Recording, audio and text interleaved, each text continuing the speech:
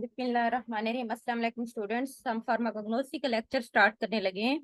हमने ना क्रोमेटोग्राफी का टॉपिक स्टार्ट किया हुआ था, तो हमने टाइप्स पढ़ी थी जिसमें एक पेपर क्रोमेटोग्राफी और थिन लेयर क्रोमेटोग्राफी। आज हमारा जो टॉपिक है वो है कॉलम क्रोमेटोग्राफी। ठीक है, तो हमने इसको डिस्कस करते हैं कि कॉलम क्रोमेटोग्राफी किस तरह का मेथड होता है। इन column chromatography the stationary phase और सोलिड अब्जॉर्बेंट, ठीक है, जो हमारे पास एक सोलिड जो एब्जॉर्बेंट होता है, it placed in A vertical glass column. ठीक है, नाम से जैसे शो है ना, आपको डायग्राम भी नजर आ रही हो, ये हमारे पास वर्टिकल इस तरह की ग्लास की बनी हुई ट्यूब्स होती हैं, ये कॉलम फॉर्म में होती हैं। तो हमने इसके अंदर जो हमारे पास साकिन हमारा फेज होगा, जो हमारा स्टेशनरी फेज होता है, जो कि एज ए सॉलिड जो अब्जॉर्बेंट होता है, हम क्या करते हैं इस वर्टिकल कॉलम के अंदर आमतौर पर रख देंगे। द मोबाइल फेज जो हमारा होता है, जो लिक्विड होगा, is added to the top. ठीक है, उसके ऊपर टॉप के ऊपर हम उसको ऐड कर देंगे। अब ये हम कॉलम क्रोमेटोग्राफी ये है कि ये देखिए हमारे पास ये गिलास का बना हुआ ये टेस्ट ट्यूब की तरह का कॉलम है, जो हमारा स्टेशनरी फेज होता है, जो बेसिकली एक सॉलिड होता है, अब्जॉर्बेंट मटेरियल होता है, हम उसको गिलास के अंदर रख देते हैं। उसके बाद जो हमारा सेकंड फेज है, जो मोबाइल फेज होता है, जो एक लिक्विड फॉर्म के अंदर होता है, हम इसके टॉप के ऊपर उसको ऐड करते हैं and flow down through the column by इधर ग्रेविटी और एक्सटर्नल प्रेशर। उसके बाद क्या करता है कि अब जैसे हम ऊपर ऊपर डालते हैं, तो जो सेकंड फेज होता है ना, वो मूव करता है। ठीक है, इनकी जो स्टेशनरी फेज होता है वो मूव करेगा, ऐसा ऐसा ऊपर की तरफ मूव करता है, flow down through the column by इधर ग्रेविटी। ठीक है, जो मोबाइल फेज होता है वो तो नीचे की तरफ जाएगा ना। जैसे ही अब हमने यहाँ पे नीचे पहले हमने डाला था इसके अंदर मटेरियल्स, जो हमारे पास सॉलिड मटेरियल है, अब हमने जैसे ही मोबाइल फेज को ऊपर से डालेंगे, तो हमारे पास वो फ्लो डाउन करेगा नीचे थ्रू द कॉलम के जरिए बाय इधर ग्रेविटी एक्सटर्नल प्रेशर के थ्रू वो नीचे आएगा। उसके बाद जो मटेरियल्स होगा हमारा वो ऊपर आ जाएगा। हम इसमें देखें कि स्टेशनरी फेज इन क्रोमेटोग्राफी, दो इसमें फेज आपको पता है, एक हमारे पास स्टेशनरी फेज होता है, एक मोबाइल फेज होता है। तो हम इसमें देखते हैं कि स्टेशनरी फेज क्या होता है। जो स्टेशनरी फेज होता है, जिसको हम ऑब्जर्वेंट भी कहते हैं, कॉलम क्रोमेटोग्राफी हमेशा सॉलिड होता है। मोस्ट कॉमन जो हमारे पास स्टेशनरी फेज होते हैं फॉर कॉलम क्रोमेटोग्राफी के अंदर, वो सिलिका जेल होता है, जो हम एल्यूमिनियम यूज करते हैं, या cellulose powder has often B use. ये तमाम मटेरियल यूज होते हैं जिनको हम एज ए अब्जॉर्बेंट के तौर पर यूज करते हैं, या हम जो है ना स्टेशनरी फेज के तौर पर इनको यूज करते हैं। जो हमारे पास गिलास कॉलम होता है उसके अंदर हम इनको डाल देते हैं। सेकंड हमारे पास है मोबाइल फेज। ठीक है, कॉलम क्रोमेटोग्राफी का इसमें अब वही होगा, मोस्टली एथेनॉल, वाटर, एसीटोन या उनका मिक्सचर जो है ना, वो मोबाइल फेज के तौर पर यूज होता है। अब इसका प्रोसीजर क्या है। The classical preparative chromatographic column is a glass tube. ये आपको नजर है ना, गिलास की बनी हुई एक ट्यूब होती है, जिसका डायमीटर जो है ना फ्रॉम 50 मिलीमीटर से होता है, और इसकी हाइट 50 सेंटीमीटर तो 1 मीटर होती है, with A tap at the bottom. ठीक है, तो इसमें हमारे पास ये कॉलम क्रोमेटोग्राफी के अंदर हमारे पास टेस्ट ट्यूब होती हैं, जो कि आमतौर पर 50 मिलीमीटर, ठीक है, जो इनका डायमीटर होता है, और उनकी हाइट जो होती है वो 50 सेंटीमीटर से कर 1 मीटर तक होती है। जो हमारे पास सेकंड फेज होता है, जिसको हम स्टेशनरी फेज कहते हैं, इसे पाउडर अब्जॉर्बेंट होता है, जैसे कि सिलिका, एल्यूमिनियम वगैरह होता है, इस प्लेस्ड इन ए वर्टिकल गिलास कलम। इस गिलास कलम के अंदर हम वो डाल देते हैं, जो हमारा सेकंड फेज है, जो अब्जॉर्बेंट फेज होता है, जिसको हम स्टेशनरी फेज भी कहते हैं। The mixture to be analysed is loaded on the top of this column. अब हमने जो उस मिक्सचर को हमने एनालाइज करना होता है, उसको हम क्या करते हैं, इस कॉलम के ऊपर या इसके टॉप के ऊपर हम उसको रख देते हैं, लोडेड कर देते हैं। इसके टॉप के ऊपर हम इसको लोड करेंगे, ठीक है, इस कॉलम के टॉप के ऊपर। द मोबाइल फेज हमारे पास सॉल्वेंट होता है, poured on the top of the loaded column. अब हमने ऊपर पहले उसको लोड किया है ना, हमने कॉलम के अंदर पहले हमने जो हमारा जो था, जो मतलब हमारा जो स्टेशनरी फेज था, उसको हमने पहले डाल दिया है उस कॉलम के अंदर। बाद में वो मिक्सचर जिसको हमने एनालाइज करना था, जिनके जो हमारा सैंपल था,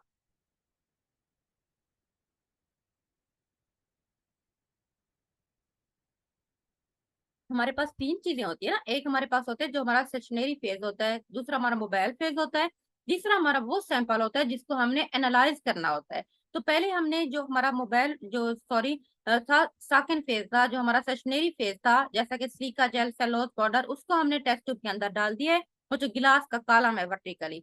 उसके बाद सेकंड हमने क्या किया, जो मिक्सचर जिसको हमने एनालाइज करना था, उसको हमने उस कॉलम के ऊपर फिर लोडेड कर दिया है। तीसरी स्टेज में हम देखेंगे जो मोबाइल फेज हमारे पास जो सॉल्वेंट होता है, हम उसको पोर्ट करते हैं on the top of loaded column, the solvent flow down the column, ठीक है। अब वो ऊपर से हम जब उसको लोड करते हैं वो नीचे की तरफ जाएगा ना, causing the component of the mixture to distribute between powder absorbent and the solvent. अब जैसे ही आप उसको डालेंगे तो वो क्या करेगा, जो मिक्सचर हमने डाला होता है वो उसको कंपोनेंट को डिस्ट्रीब्यूट कर देता है पाउडर एब्जॉर्बेंट के दरमियान और सॉल्वेंट के दरमियान। Thus separate the component of a mixture so that solvent flow out of the bottom of the column। उसके बाद क्या होता है, जैसे ही कंपोनेंट सेपरेट होते हैं तो सॉल्वेंट जो होती है वो bottom, solvent flow out of the bottom of the column, bottom of the column से फ्लो होकर सॉल्वेंट ऊपर आ जाता है और जो कंपोनेंट होते हैं वो नीचे बैठ जाते हैं। Some component use with early collection, कुछ कंपोनेंट जो होते हैं हम उनको कलेक्ट कर लेते हैं, ठीक है, ऊपर हमारे पास आ जाएंगे। जैसे कि आप ये देखें टेस्ट ट्यूब के अंदर, आप देखें ये हमने पहले यहाँ पे हमने इसके अंदर अपना स्टेशनरी फेस डाला था, ऊपर हमने ये मटेरियल लोड किया था। अब इसके ऊपर जैसे ही हमने उसके ऊपर पोर किया है सॉल्वेंट के अंदर, तो सॉल्वेंट ने जाके कंपोनेंट को सेपरेट कर दिया है, अब्जॉर्बेंट मटेरियल सेपरेट हो गया है और वो जो कंपोनेंट जो हमने उनको सेपरेट करना था, जो हमने सैंपल डाला हुआ था, वो सेपरेट हो गए हैं, ठीक है।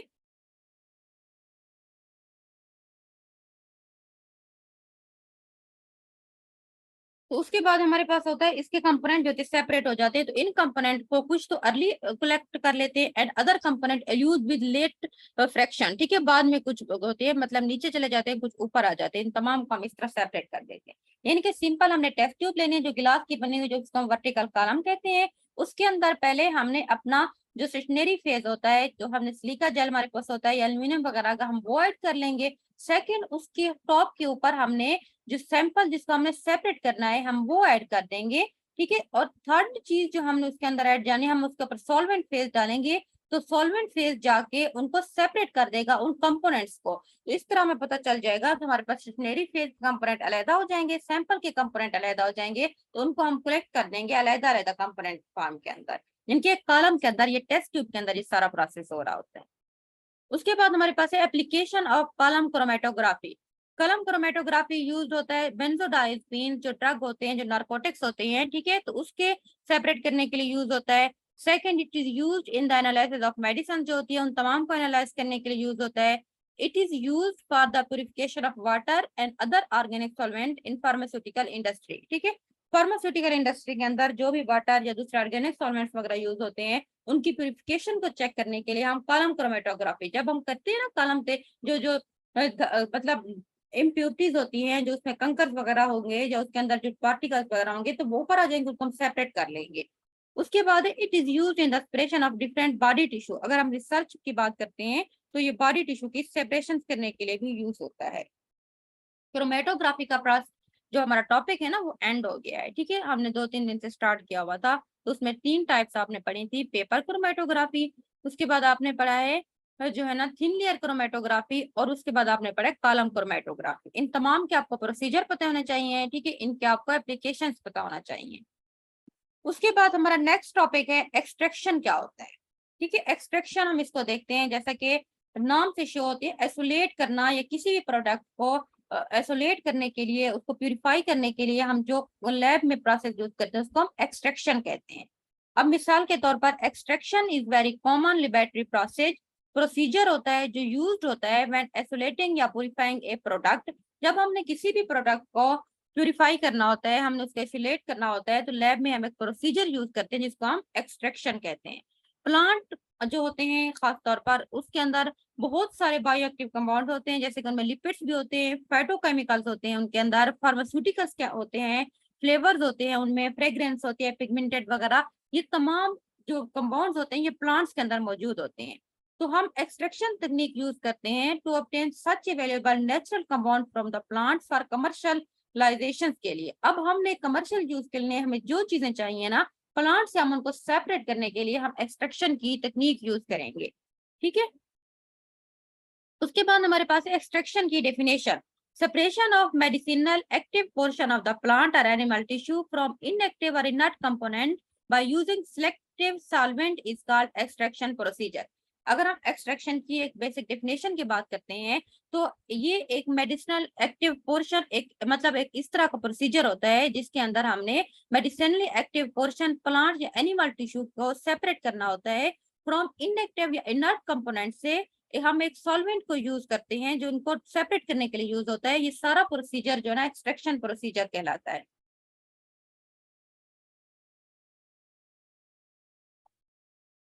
उसके बाद है हमारे पास जो है ना, it is the specialised type procedure that involves the separation of different compounds on the basis of their relative solubility into two different immiscible solvents। ये इनकी एक खास प्रोसीजर होता है हमारे पास। अगर इसकी आप इसमें चाहें तो एक डेफिनेशन भी याद कर सकते हैं, आप चाहें तो सारी भी पढ़ सकते हैं। तो मेन आपको पता है कि सेपरेशन बेसिकली एक टेक्निक होती है जिसमें हमने प्लांट या एनिमल के एक्टिव पोर्शन को इनएक्टिव पोर्शन से सेपरेट करना होता है by using a selective solvents. इसको हम यूं भी कह सकते हैं कि it is specialised type procedure that involve the separation of different compounds on the basis of their relative solubility into two different immiscible solvent. यानी कि अब जो सॉल्वेंट होते हैं ना वो मुख्तलिफ होते हैं। कुछ जो हमारे कंपाउंड्स होते हैं कुछ सॉल्वेंट के अंदर डिजोल्व हो जाते हैं, कुछ नहीं हो जाते। तो हमने ये चेक करने के लिए कि जो हमारा कंपाउंड्स होते हैं मुख्तलिफ, उनकी बेसिस ऑफ रिलेटिव सॉल्युबिलिटी की बेस के ऊपर कि वो किस सॉल्वेंट के अंदर सोल्यूबल है उसके बेस के ऊपर हम उनको सेपरेट करते हैं। तो ये सारा प्रोसीजर एक्सट्रैक्शन कहलाता है। Extraction is a complex pharmaceutical procedure in which active pharmaceutical ingredients जो हमारे पास एपीआई होते हैं is remove from the crude drug, यानी कि एनिमल या प्लांट का जो ओरिजिनल ड्रग होता है। हम क्या करते हैं कि हम वैसे तो हम ओरिजिनल ड्रग लेते हैं ना, जैसे हमने फर्ज किया हमने पत्ते लिए हैं, हमने उनको ड्राई करते हैं प्लांट के। यूकलिप्टस की हम मिसाल लेते हैं, यूकलिप्टस हमें ऑयल अगर चाहिए होता है तो हम उसके लिए क्या करेंगे कि हम यूकलिप्टस के हम लीफ लेते हैं, उसको ड्राई करते हैं। ड्राई करने के बाद हम उनको क्रश करते हैं, हमारे पास पाउडर आ जाता है। अब वो हमारे पास क्रूड ड्रग होता है जो कि प्लांट से हमने लिया होता है। अब हमने उसमें से एक्टिव पार्ट्स को अलग करने के लिए हम उसको किसी भी सॉल्वेंट के अंदर एथेनॉल या मेथनॉल के अंदर डिसॉल्व करके रख देंगे। बाद में हम उसको एक्सट्रैक्शन के थ्रू उसके कंपोनेंट को सेपरेट कर लेंगे। तो हमारे पास मेन जो कंपोनेंट होगा यूकलिप्टस का वो हमारे पास आ जाएगा। यानी कि हमने एक्टिव फार्मास्यूटिकल इंग्रेडिएंट को रिमूव करना होता है क्रूड ड्रग से। तो हम ये वाला प्रोसेस जो होता है इसको हम एक्सट्रैक्शन कहते हैं। आगे हमारे पास है theory of extraction. Extraction procedure depend upon some fundamental principle and there are very much common all type of extraction. Extraction का प्रोसेस जो है ना कुछ अहम उसके प्रिंसिपल होते हैं जिनके ऊपर ये बेस करता है, और इसकी कुछ टाइप्स भी होते हैं। पहले हम देखते हैं कि suitable size reduction of the drug. आपने सबसे पहले क्या करना है, जब आपने एक्सट्रैक्शन का प्रोसीजर करना है, आपने एक जो ड्रग लेना है क्रूड फॉर्म में होता है प्लांट से, प्लांट का कोई भी पार्ट लेके आपने सबसे पहले उसका साइज रिड्यूस करना है। अगर आप जड़ें यूज कर रहे हो ना किसी चीज की, जैसे कि हमारे पास जो है ना रूट्स यूज होते हैं, ग्लाइसिराइजा की रूट्स होती हैं जिसको हम रट्ठी बोलते हैं, उसके आपने पहले उसको ड्राई करने के बाद आपने उसका साइज रिड्यूस करना है, उनको छोटे छोटे साइज में करके आपने उनको क्रश कर देना है। उसके बाद आपने उसके एक्सट्रैक्शन के लिए यूज करना है। जब आप लीव्स लेते हैं तो उसमें भी आपने ऐसे करना है। तो पहला प्रिंसिपल ये होता है कि आपने साइज रिड्यूस करना है क्रूड ड्रग का। सेकेंड, आपने सूटेबल सॉल्वेंट को सिलेक्ट करना है। अब आपने पहले ये चेक करना है तो ठीक है, यूएसपी की बुक के अकॉर्डिंग या पीपी की बुक के अकॉर्डिंग कि कौन से सॉल्वेंट के अंदर मेरा ये वाला जो ड्रग है ये अच्छे से डिसॉल्व हो जाएगा। तो आपने एक सूटेबल सॉल्वेंट को जो है ना डिसॉल्व करना है।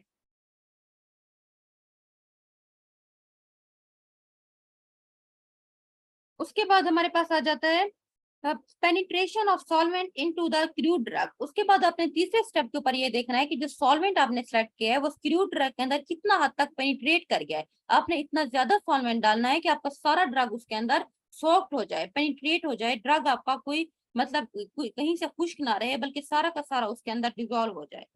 The cell should be at right position to collect the solution. Solution को कलेक्ट करने के लिए आपने जो अपरेटिस यूज कर रहे हैं ठीक है एक्सट्रैक्शन का, उसके जो सेल्स वगैरह होती हैं वो राइट पोजीशन में होने चाहिए।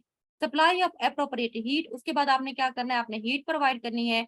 Separation of the solvent from the mark. आप हीट प्रोवाइड करेंगे ना तो आपके पास जो मार्क का मतलब होता है जो पाउडर होगा, तो आपको पास सॉल्वेंट अलग हो जाएगा एक्सट्रैक्शन से, तो दूसरा जो मार्क पीछे रह जाएगा, जो सॉलिड मटेरियल रह जाएगा, वेस्ट प्रोडक्ट उसको मार्क कहते हैं, तो वो सेपरेट हो जाएगा। उसके बाद आपने एवपोरेशन टेक्निक अप्लाई करनी है। जो है ना प्यूरिफाइड सॉलिड ड्रग को मजीद जो है ना प्यूरिफाई करने के लिए आपने एवपोरेशन की टेक्निक यूज करनी है।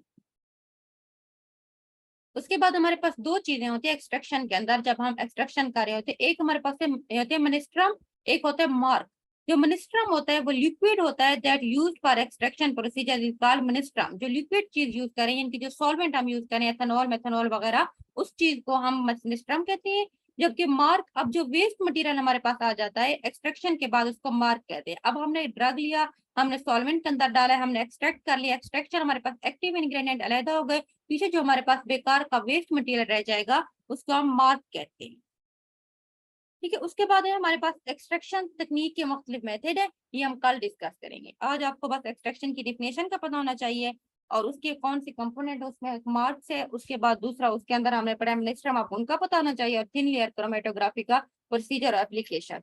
इसको मैं इधर ही एंड कर रही हूँ, कल हम इसकी मुख्तलिफ टेक्निक को डिस्कस करेंगे।